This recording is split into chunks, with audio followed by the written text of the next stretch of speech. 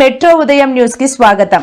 ప్రభుత్వ ఏరియా ఆసుపత్రిలో నిత్యం బడుగు బలహీన వర్గాలకు చెందిన పేద ప్రజలు వైద్యం చేయించుకునేందుకు పలు గ్రామీణ ప్రాంతాల నుంచి పట్టణం నుంచి వస్తూ ఉంటారు.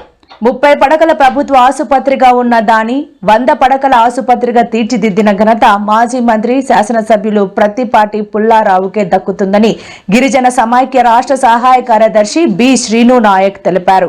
శాసనసభ్యులు ప్రత్తిపాటి పుల్లారావు పల్నాడు జిల్లా కలెక్టర్ కృతికా శుక్లా ఈ విషయంపై జోక్యం చేసుకుని సంబంధిత వైద్యులను తక్షణమే సస్పెండ్ చేయాలని డిమాండ్ చేశారు. గౌరవ మాజీ మంత్రివర్యులు స్థానిక శాసనసభ్యులు ప్రత్తిపాటి పుల్లారావు గారు చిలకలూరిపేటలో ఉన్నటువంటి ప్రభుత్వ ఏరియా ఆసుపత్రిని 30 పడకలుగా ఉంటే ఆయన మంత్రిగా ఉన్నటువంటి తరుణంలో దాన్ని 100 పడకలుగా చేసినటువంటి ఘనత ఆయనకే దక్కుతుంది. అదేవిధంగా చిలకలూరిపేటలో ఆరోగ్య ప్రదాతగా పేరు కూడా ఆయనకే దక్కుతుందని చెప్పేసి మీకు ఇదే సమీకరించి తెలియజేస్తా ఉన్నాం. అదేవిధంగా ఇటీవల కాలంలో మనం చూసినట్టయితే అదేవిధంగా నిన్న మన పరిస్థితిని బట్టి మనం చూస్తూ ఉంటే ప్రభుత్వ ఆసుపత్రికి ఎక్కువ శాతం పొడుగు బలహీన వర్గాల ప్రజలే వస్తూ ఉంటారు.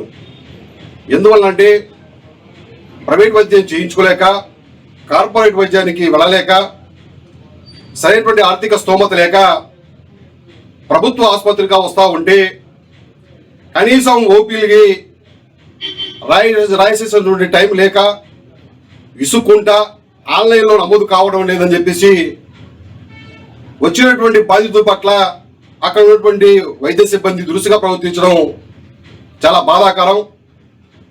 అంతేకాకుండా వాటిలో ఉన్నటువంటి రోగులకు సరైనటువంటి వైద్యం అందించడం లేదు. ఆ వాటిలో ఉన్నటువంటి వాళ్ళు ఎవరైనా పిలిస్తే విసుక్కోవడం, కోప్పడడం అటువంటి పరిస్థితి ఉంది అని చెప్పేసి సంబంధిత నుండి బాధితులు ఆవేదన వ్యక్తం చేస్తూ ఉన్నారు. చర్యలు తీసుకోవాలని చెప్పేసి అదేవిధంగా జిల్లా కలెక్టర్ కృతికా శుక్లా గారు దీనిపైన దృష్టి సారించి సంబంధించినటువంటి వైద్యులపైన తక్షణమే చర్యలు తీసుకోవాలని చెప్పేసి మేము గిరిజన సమైక్య నుంచి మేము డిమాండ్ చేస్తూ ఉన్నాం.